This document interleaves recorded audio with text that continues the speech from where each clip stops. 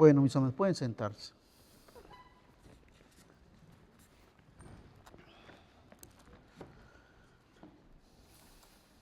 A manera de introducción, mis amados hermanos, déjenme comenzar desde el principio, desde el libro de Génesis. Cuando el Señor creó al hombre, dice que lo creó a imagen y conforme a su semejanza. Lo puso en el huerto del Edén. Y como no halló ayuda idónea para él, el Señor creó de su parte, de su cuerpo, a la mujer. La trajo a él. Y le dio un mandato. Les dio un mandato a los dos. Lo que en teología se conoce como el mandato cultural, que es fructificar y multiplicar, o sea, poblar la tierra, enseñoreándose de ella, o sea, gobernándola.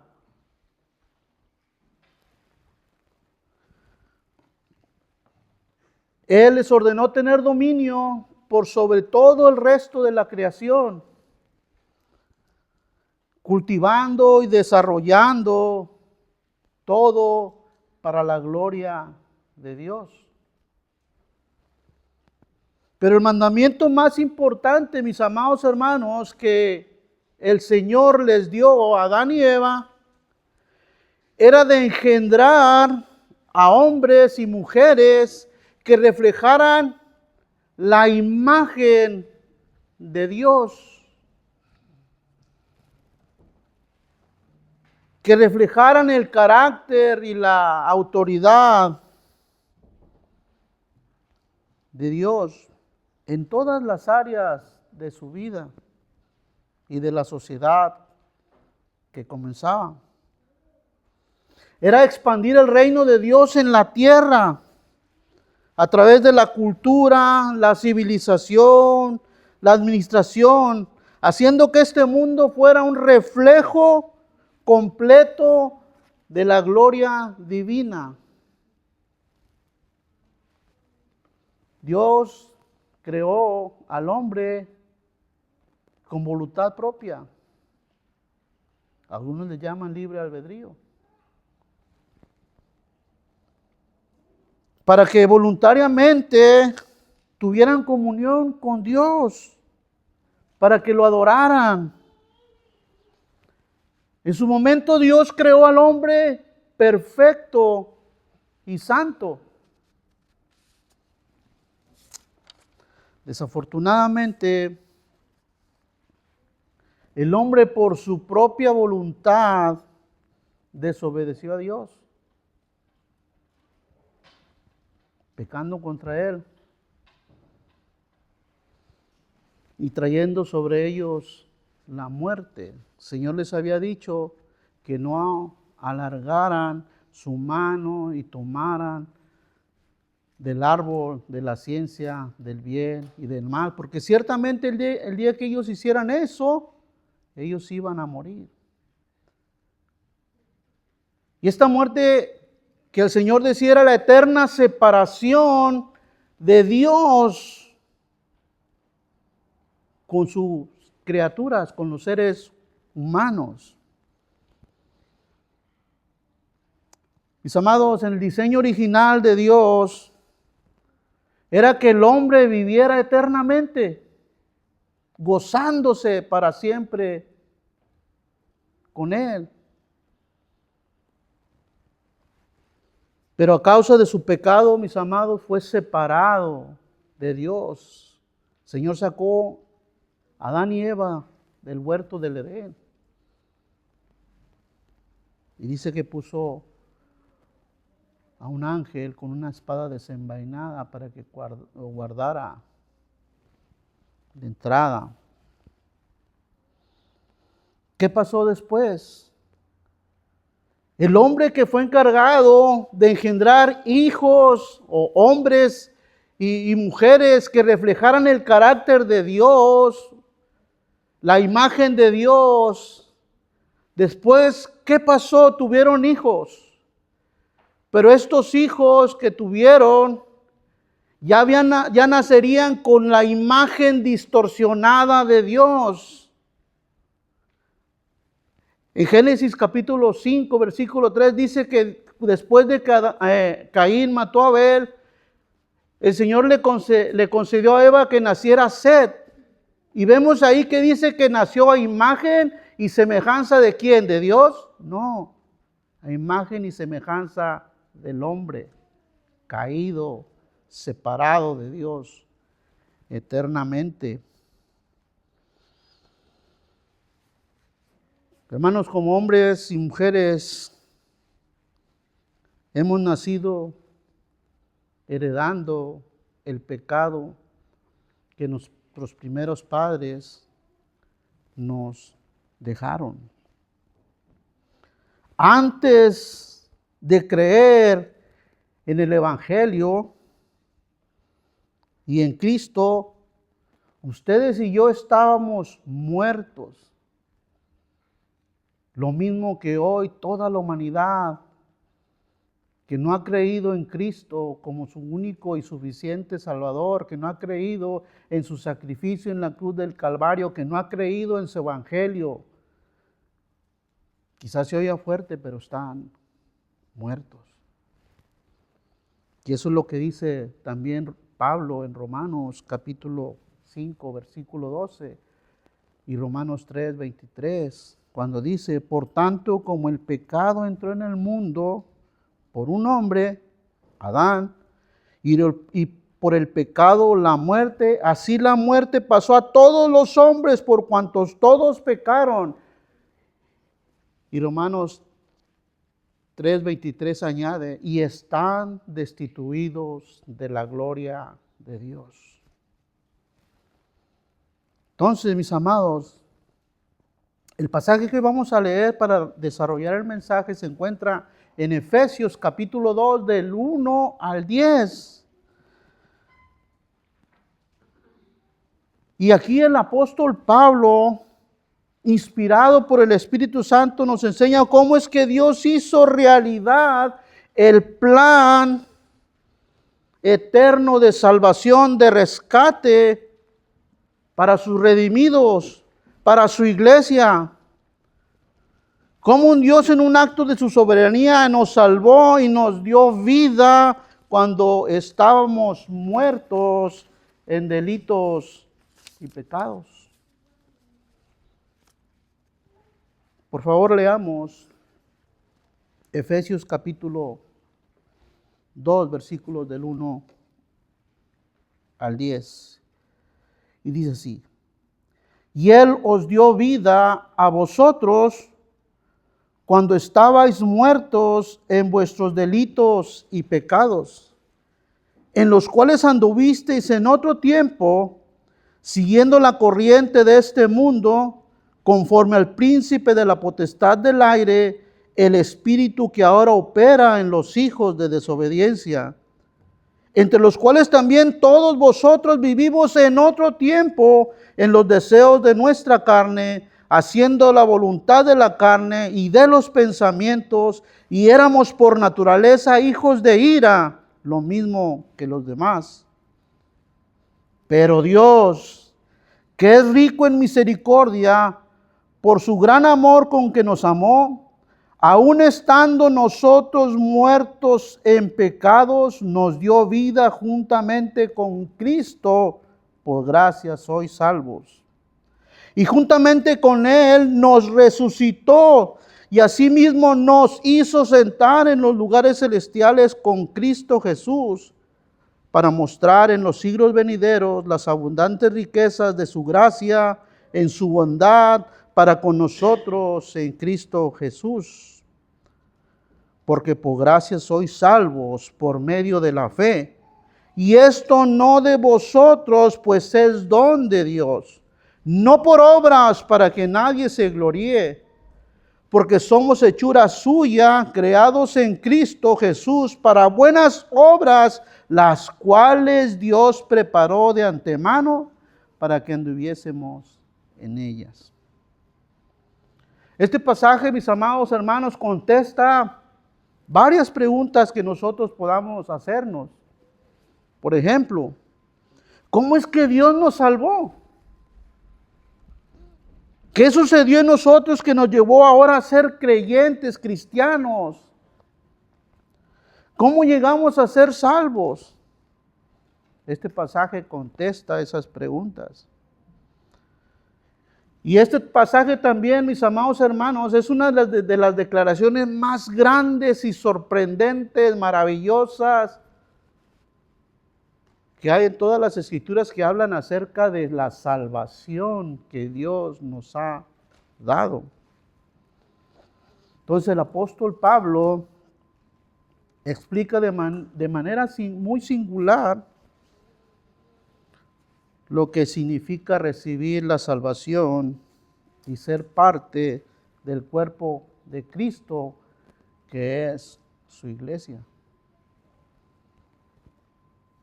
Y Pablo comienza en estos 3 primeros versículos de aquí, de cómo nosotros estábamos antes de Cristo.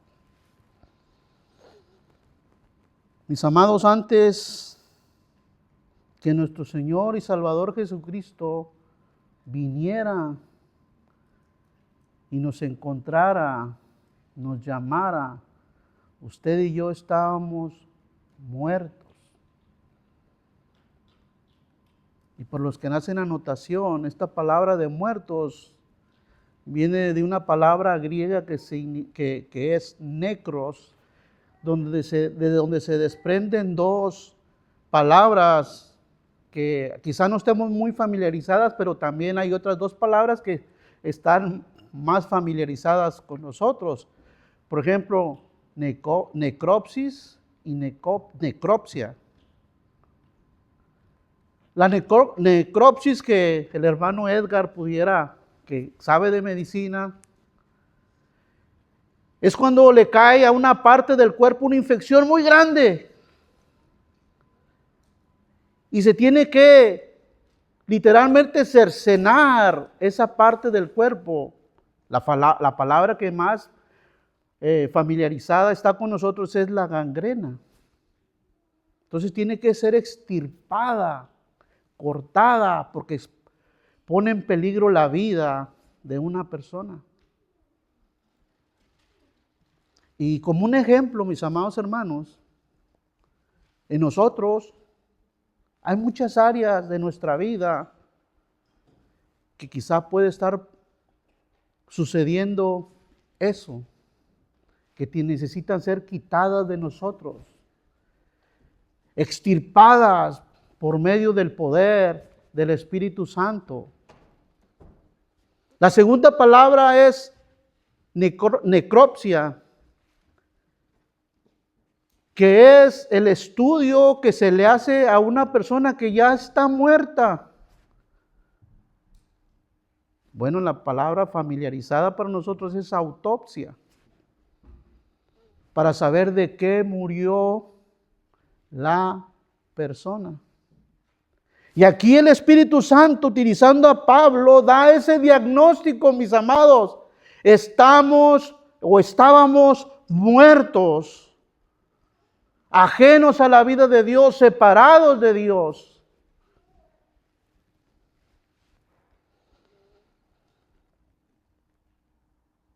Mis amados, quizá muchas cosas se hagan chocantes. Un muerto no puede hacer nada.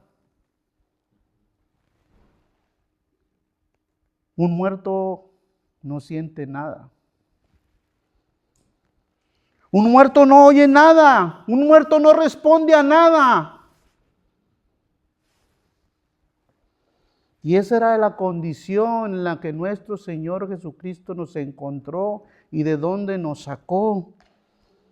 Nosotros estábamos muertos en nuestros delitos y pecados, muertos espiritualmente, ajenos de la vida de Dios, deslizándonos cada vez más, resbalándonos cada vez más hacia el precipicio de la perdición.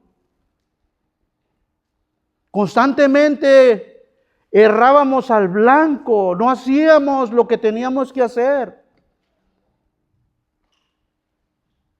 El apóstol Pablo, en un grito desesperado, pero muy consciente, él oraba y decía: Señor, miserable de mí, ¿quién me librará de este cuerpo de muerte? Solamente Jesucristo. Constantemente nosotros caíamos en pecados horribles, ofendiendo a Dios a cada momento de nuestra vida cuando estábamos sin Cristo. Así está el mundo hoy en día. Quisiera hacerles otro recordatorio.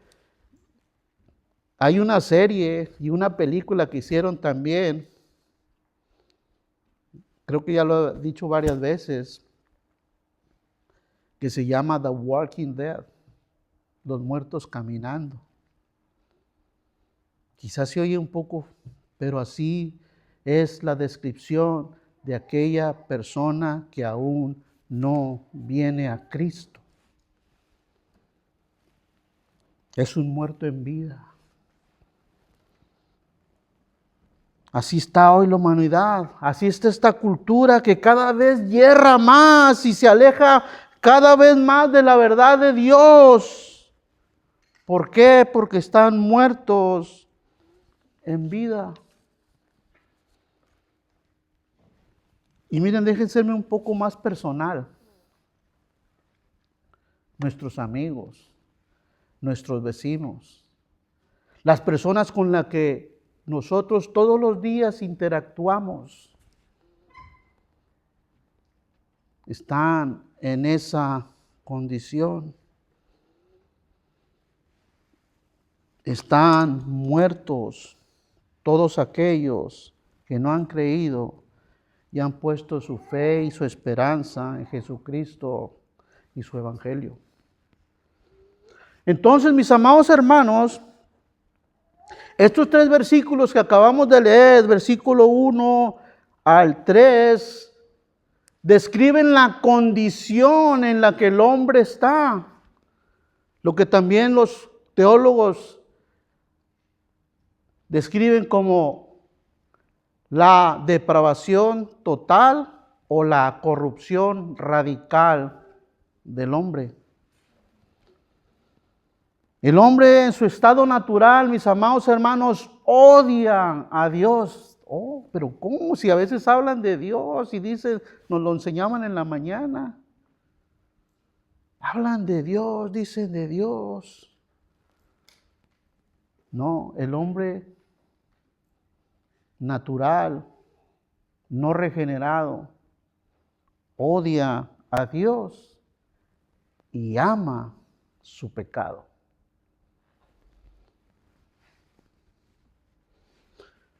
Vive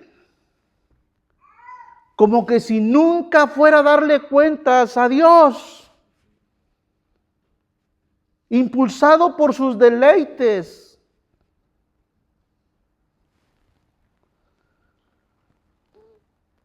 Y Pablo les recuerda a los creyentes judíos y gentiles de esta ciudad de Éfeso, pero también a nosotros.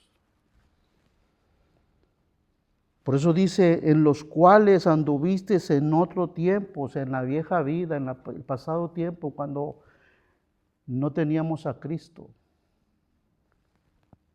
siguiendo la corriente de este mundo, las modas, la cultura, la educación, hoy en día en este país, y no nomás en este país, en muchos otros países.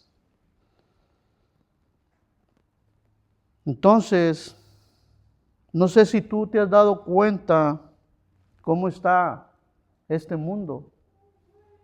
Yo sé que sí. Las personas sin Cristo han abrazado el estilo de vida de este mundo.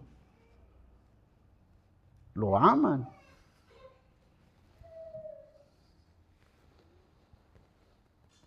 Su cultura, sus deseos. Este mundo ha legalizado lo que es malo y aborrece lo que es bueno. Este mundo vive, mis amados hermanos, en el engaño, la inmoralidad, la impiedad, el egoísmo, la violencia y la rebelión, y para ellos es normal.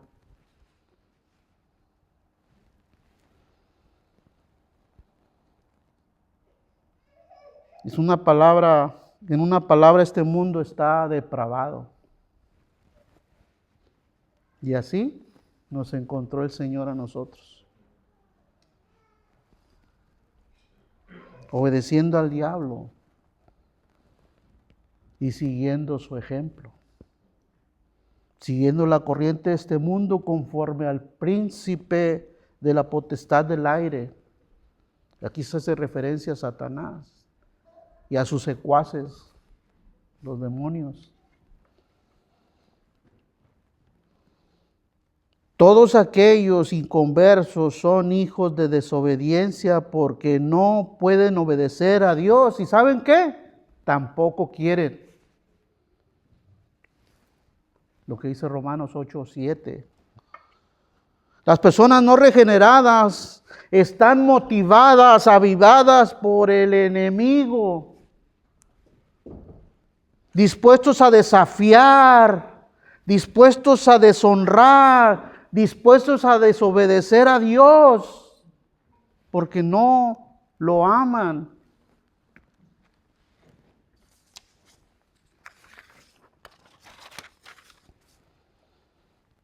Este mundo y su sistema, mis amados hermanos, está influenciado. Todos los sistemas que se mueven en este mundo cósmico, mundano, están influenciados por Satanás. Y les decía yo, su educación, su desarrollo, su cultura, son guiados por un sistema cósmico mundano, secular, contrario a Dios. El diablo es bien astuto.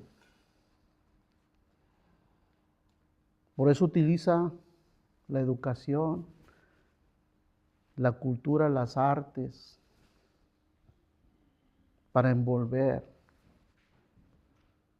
a la gente y mantenerla alejada de Dios, de Cristo, de su evangelio.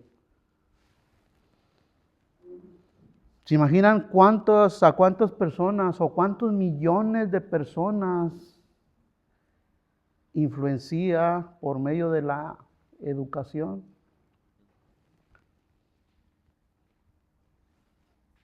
Dice que es el espíritu que ahora, en un tiempo presente, opera en los hijos de desobediencia.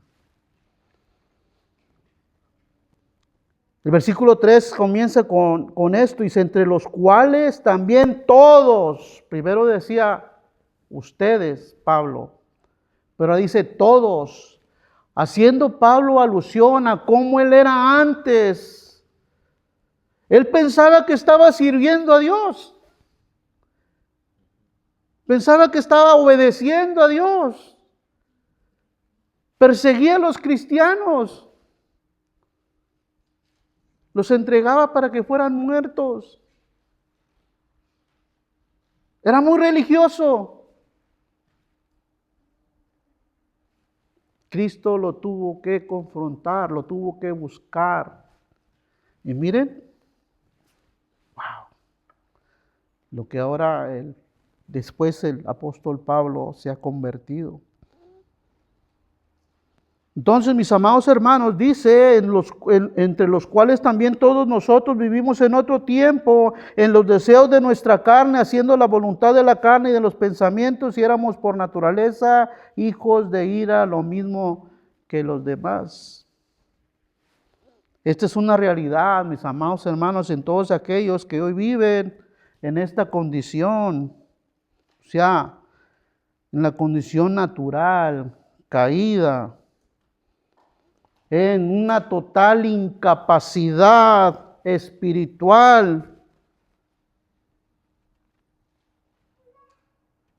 no pueden hacer absolutamente nada por sí mismos para ganarse el favor de Dios, aunque hablen de Dios. Están en una bancarrota espiritual. Y una vez más, de ahí nos sacó el Señor. En un tiempo nosotros vivimos así, en los deseos de nuestra naturaleza caída, disfrutando de los deleites de la vida, de la carne, sirviendo a nuestra naturaleza, pensando solamente en satisfacer los deseos de nuestros pensamientos, pensando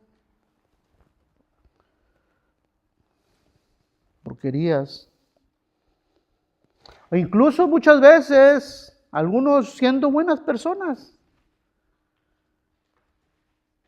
Sí, hay gente que se ve que son buenas, que tienen buen carácter moral, que hacen cosas buenas, que decimos que son buenas personas. Pero ¿saben qué? Lo hacen no para la gloria de Dios, sino para recibir ellos gloria.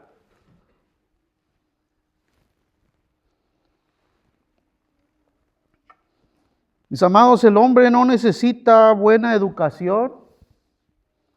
El hombre no necesita tener un buen carácter moral. El hombre no necesita tener mucho dinero o prosperidad. El hombre no necesita hacer buenas obras. El hombre está muerto y su mayor necesidad es tener vida espiritual en Cristo. Versículo 4, miren cómo contrasta algo aquí. Dice, pero Dios, que es rico en misericordia por su gran amor con que nos amó. Y luego empiezan esa palabra dice, nos amó, aun estando nosotros muertos en pecado, nos dio vida juntamente con Cristo, por gracia sois salvos. Y juntamente con Él nos resucitó y asimismo nos hizo sentar en los lugares celestiales con Cristo.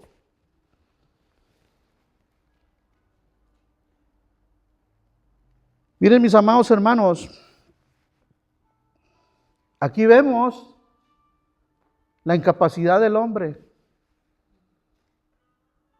Estas palabras de nos habla que ahí el agente activo, si puedo decirlo de esta manera, es Dios. Y el agente pasivo es el hombre. Es Dios el que hace todo, de Él proviene la salvación. Nosotros no contribuimos en nada. No hay nada. Estas dos palabras, regresando aquí al versículo 4, muestran, mis amados hermanos, el contraste entre la maldad del hombre, el pecado que hay en el corazón del hombre, pero la bondad, la gracia, la misericordia que hay en Dios, en Cristo Jesús. Pero hay unos que le llaman los peros hermosos de Dios. Esos peros que los antepone antes de decir algo tan grandioso y fabuloso. Fue Dios quien nos dio vida. Fue Dios quien cambió la muerte espiritual a la vida espiritual. Ahora nosotros tenemos, mis amados hermanos, una relación con Dios por medio de su amado Hijo Jesucristo. Y todo fue iniciativa de Dios. Usted y yo no hicimos nada.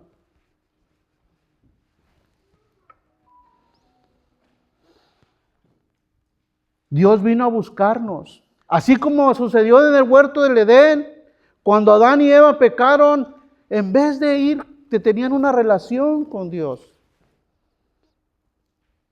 En vez de ir y arrepentirse delante de Dios, ¿qué hicieron? Se alejaron. Corrieron a esconderse. Fue Dios el que tomó la iniciativa y fue a buscar a Adán y a Eva. Asimismo, Jesucristo vino a nosotros. Dios, en forma o en persona, la segunda persona de la Trinidad vino a buscarnos.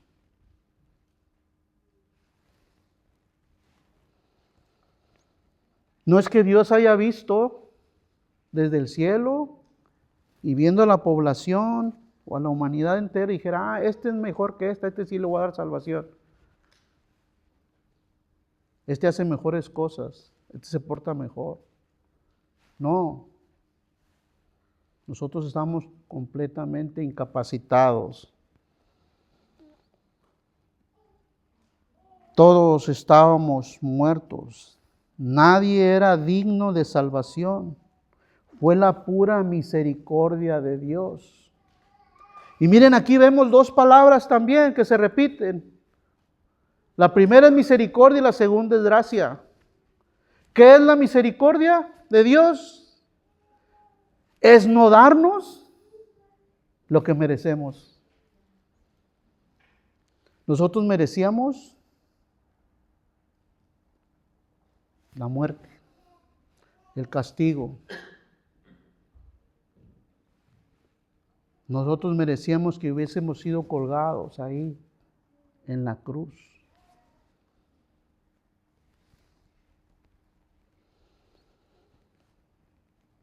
Nosotros merecíamos la ira santa y perfecta de Dios.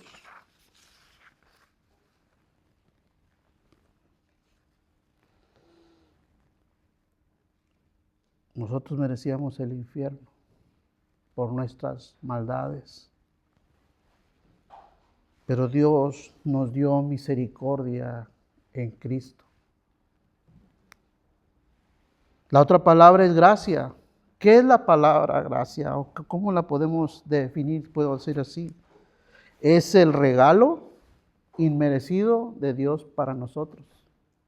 Es el favor que Dios nos hizo en Cristo Jesús. Por eso Juan, en el capítulo 3:16, dice y exclama así, dice, de tal manera amó Dios al mundo que dio a su Hijo, para que todo aquel que en él cree no se pierda, mas tenga vida eterna.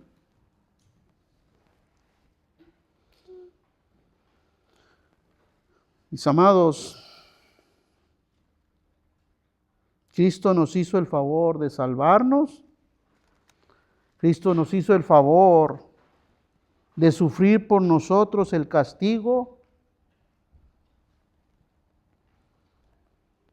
Él murió por nosotros, la muerte física, el castigo que debíamos de haber llevado. Pero también, mis amados hermanos, Cristo resucitó por nosotros. Aleluya.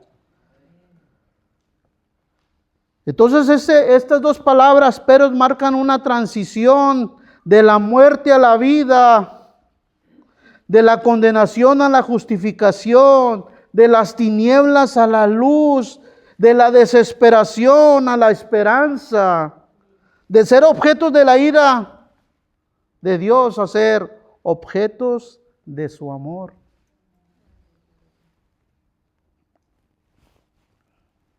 Quizás nos preguntemos, ¿cómo fue posible eso? La única respuesta que podemos encontrarla es en Dios mismo.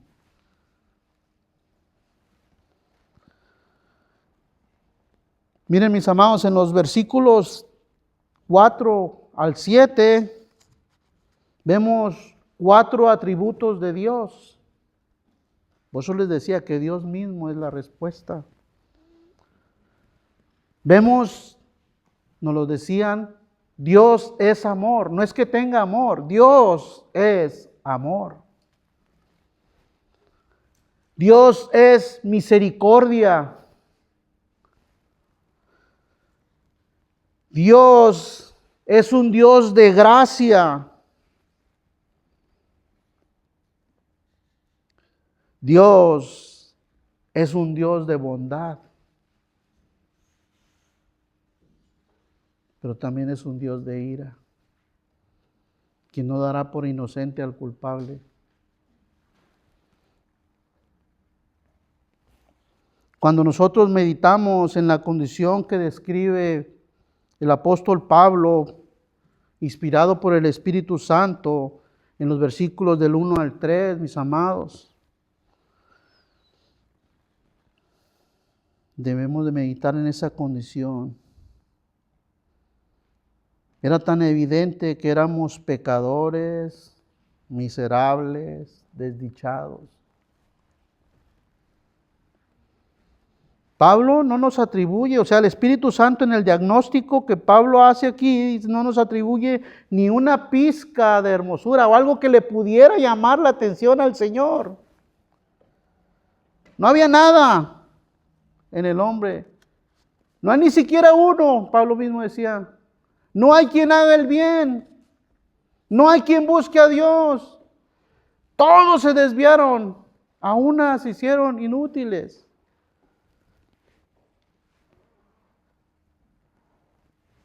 Pero Dios mostró su amor por nosotros de esta manera, que dice que cuando aún éramos pecadores, Cristo murió por nosotros.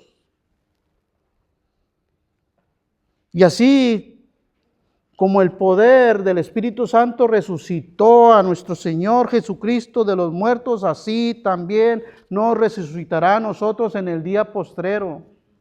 Gloria a Dios. El poder de Dios que nos da vida es el poder del Espíritu Santo. Cuando estábamos espiritualmente muertos, éramos ignorantes de la presencia de Dios, sordos a su palabra, incapaces de responderle en absoluto. Pero ahora estamos vivos con Cristo. Podemos experimentar la presencia de Dios. Podemos gozarlo en alabarlo, en glorificarlo. Podemos escuchar su voz. No es que Dios vaya a decir, hey, no. Por las predicaciones que se nos dan, por los estudios que se nos dan. Es Dios hablándonos. Podemos adorarlo en dulce comunión con Él. Podemos hablar con Dios por medio de la oración. Y Él nos contestará conforme a su voluntad, si también nosotros oramos conforme a su voluntad. Pero en su tiempo, no en el tiempo que muchas veces dicen, no, tú dile a Dios. Se nos ha impartido la vida de Cristo. Estamos vivos para Dios. Ya no nos ve como muertos, ahora estamos vivos en Cristo. Y la imagen de Él está siendo formada en cada uno de nosotros.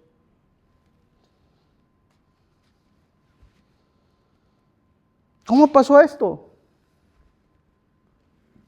Bueno, el pastor nos lo predicaba la semana pasada. Miren lo que dice Efesios, que nos da una idea. Efesios capítulo 1, versículo 13 dice, en Él también vosotros, habiendo oído la palabra de verdad, o sea, el evangelio de nuestra salvación, y habiendo creído en Él, fuisteis sellados con el Espíritu Santo de la promesa. Él es el que nos dio vida.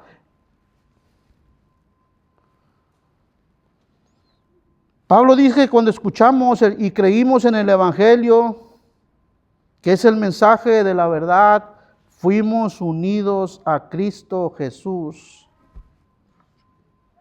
Y Jesús mismo dijo esto en Juan capítulo 5, versículos 24 y 25. Dice, de cierto os digo, el que oye mi palabra y crea al que me envió, tiene vida eterna y no vendrá condenación, mas ha pasado de muerte a vida. De cierto os digo, viene la hora, y ahora es, cuando los muertos oirán la voz del Hijo de Dios, y los que la oyeren vivirán. Aleluya. Qué maravilloso Dios tenemos. Pero Dios no solo nos dio vida con Cristo, mis amados. También aquí dice que nos sentó en los lugares celestiales por nuestra unión, por nuestra identidad en Cristo. Somos vistos como ya liberados de la presencia de este presente siglo malo, como dice su palabra. Estamos sentados con Cristo en gloria. Así nos lo decía el apóstol Pablo y Pedro también. Así es como Dios nos ve ahora a nosotros sentados juntamente con Cristo. No, todavía no, porque todavía estamos en este cuerpo. Pero ya Dios nos ve así a causa de Cristo. Ya no estamos en los lugares de muerte, en el dominio de Satanás. No, ahora es Cristo, es Dios quien nos gobierna. Tenemos comunión con Dios a través de Cristo. Podemos conocer su voluntad y participar de su reino. Ya estamos en el reino de Cristo. Pero ¿saben que esto podía enorgullecernos a nosotros? Si no lo meditamos bien. Por eso Pablo enfatiza que es por la gracia de Dios. Dice, por gracia sois salvos. Y lo repite una vez más en el versículo 8 y en el versículo 9. Porque por gracia sois salvos por medio de la fe, y esto no de vosotros, pues es don de Dios, no por obras, para que nadie se gloríe o tome ventaja. Mis amados, la salvación es el don de Dios y es gratuita. Se da por la pura generosidad y amor de Dios. Nunca usted y yo podríamos merecerla. Costó demasiado la muerte del único justo que había en la tierra, la muerte de Jesucristo, hombre. Dios nos da libremente, Dios nos la da, libremente cuando estamos en Cristo. La salvación es el regalo gratuito de Dios para nosotros cuando nosotros hemos depositado nuestra confianza, nuestra esperanza, nuestra fe en Cristo. ¿Se oyeron lo que dije? Nuestra fe. No es nuestra. La fe de la que habla aquí Pablo no es fe humana, porque muchos pueden decir, yo tengo una fe tan grande, como ya hemos repetido quizá muchas veces. No, esta es una fe salvadora que solamente la da el Señor. No proviene de nosotros, es externa, es de Dios, es un don, al igual que la salvación.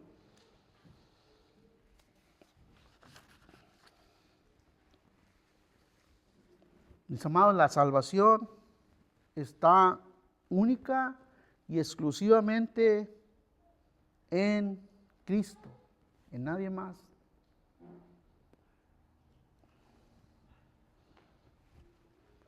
Y está disponible para aquel que entiende, que escucha,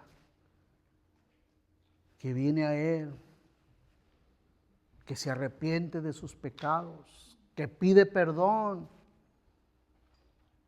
Dios lo escucha y lo perdona.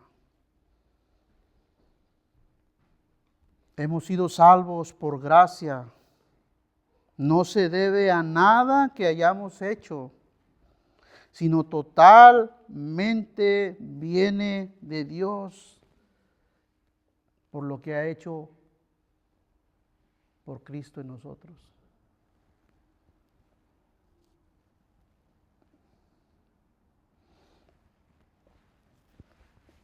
Miren, si nosotros contribuyésemos en algo, en el 0,000.0001%, quizás es una frase muy trillada, ¿no? Pero es una realidad. Ya no sería gracia. Ya no sería un regalo. Ya no sería un favor. Y nos podemos una vez más enorgullecer. Nosotros hicimos algo. Yo busqué al Señor. No. Nosotros estábamos muertos, impedidos, incapacitados para buscar al Señor. No hay nada de qué jactarnos. Todo el mérito se lo lleva Cristo. Todo el reconocimiento se lo lleva Dios. Nadie más. Esto nos debe a nosotros a llevar a ser humildes, a cultivar la humildad los unos con los otros, pero para con Dios. Miren, mis amados, la gracia de Dios es el fundamento de nuestra identidad con Cristo. Es la base de la verdadera unidad. Recordémoslo esto siempre. Ahora, ¿para qué fuimos salvos? Versículo 7 dice: para mostrar en los siglos venideros las abundantes riquezas de su gracia en su bondad para con nosotros en Cristo Jesús. Versículo 10. Porque somos hechura suya, creados en Cristo Jesús para buenas obras, las cuales preparó de antemano para que anduviésemos en ellas.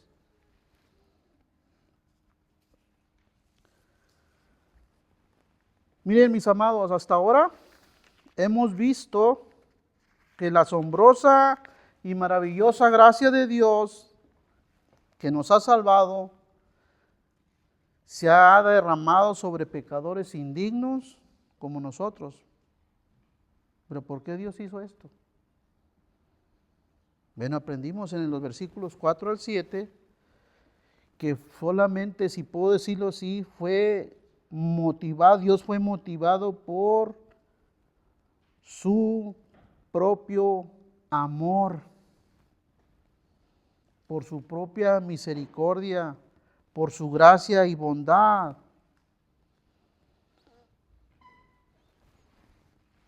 Solo podríamos ser salvos por las incomparables riquezas de la gracia de Dios. Aunque somos objetos de la gracia de Dios, el propósito es que se extienda más allá de nosotros. ¿Para qué? Para dar a conocer esa gracia que hemos recibido. Dad de gracia lo que de gracia habéis recibido. Es compartir, mis amados hermanos, lo que hoy nosotros tenemos en Cristo Jesús. Esta salvación tan grande.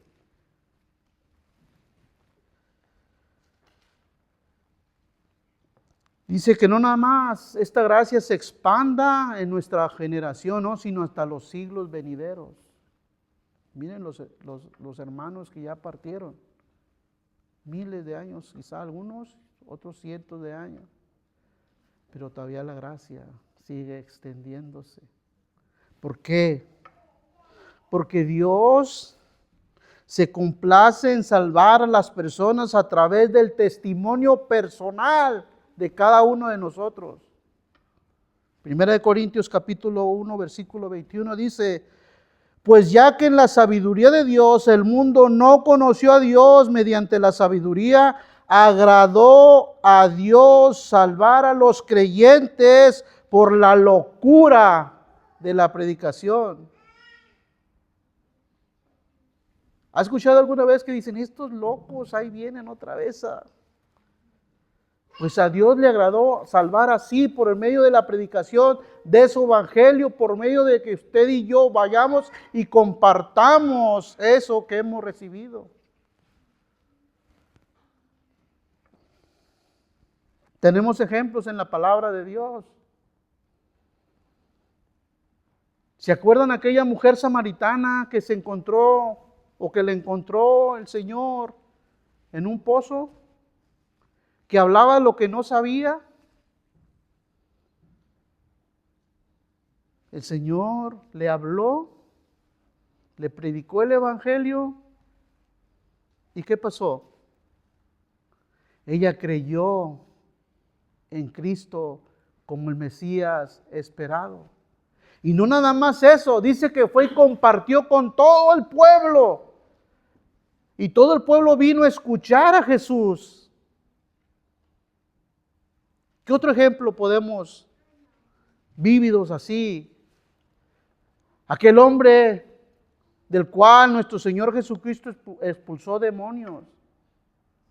Y que después el Señor le dijo: vuelve a tu casa, a los tuyos, y cuenta lo mucho que el Señor ha hecho por ti y cómo ha tenido misericordia de ti. Así que el hombre se fue y comenzó a contar en Decápolis todo o mucho de lo que Jesús había hecho por él. Y todo el pueblo estaba asombrado, decía la palabra de Dios. Dice la palabra de Dios. Así obra Dios, mis amados. Quienes han recibido la gracia de la salvación en Dios, tienen una sola cosa que hacer, y es la de dar testimonio de las riquezas de la gracia de Dios en Cristo Jesús.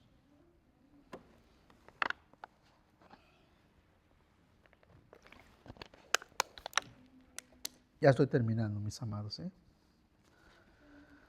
Dice Pablo en los versículos 8 y 9, nos recuerda a nosotros los creyentes que ya somos salvos por gracia, por medio de la fe, que dice: y esto no de vosotros, sino que es don de Dios, no por obras para que nadie se gloríe.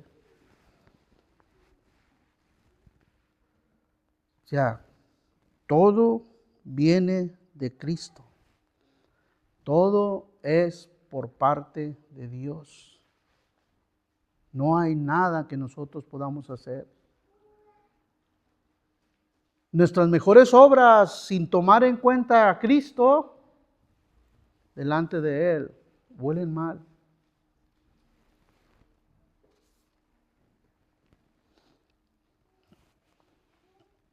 Pablo en el versículo 10 explica que con más detalles que fuimos salvos, que somos hechura suya, o sea, tanto judíos como gentiles, nosotros, a través del tiempo. Y fuimos ¿qué? Creados y salvados para andar en novedad de vida, para hacer buenas obras. Los que estaban esclavizados, mis amados, los que estaban condenados, Dios los trajo a Él, les dio vida, para que hoy usted y yo podamos hacer buenas obras. Y no, esto no es una tarea que usted y yo tenemos que hacer obligados, porque no. Las obras no nos ganan la salvación. Las obras es un producto o efecto de la salvación.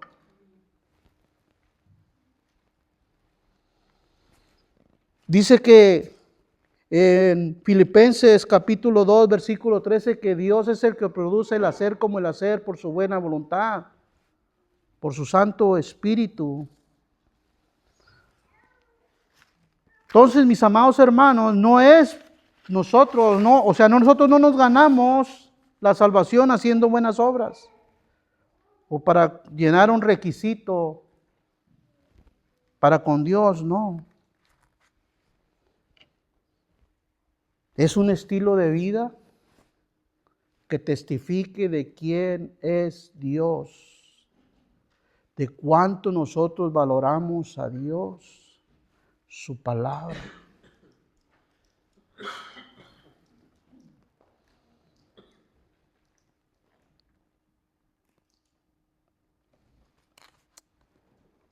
Y todo para la gloria de Dios solamente, por amor a Cristo.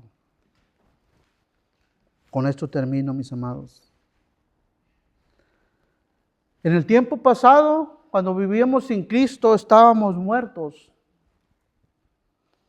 Pero Dios nos dio vida en Cristo, para que así nosotros podamos revelar las riquezas de la gracia de Dios. Recordemos la gracia recibida en Cristo y compartámosla con los demás. La salvación no viene como resultado de conocer acerca de la verdad de Jesucristo, sino de conocer de manera íntima a Cristo mismo. El hecho de que seamos vivificados en Cristo es una realidad gracias al poder infinito de Dios que obra conforme a su amor y su misericordia. La salvación es un acto de Dios en Cristo Jesús. Dios me los bendiga, mis amados hermanos.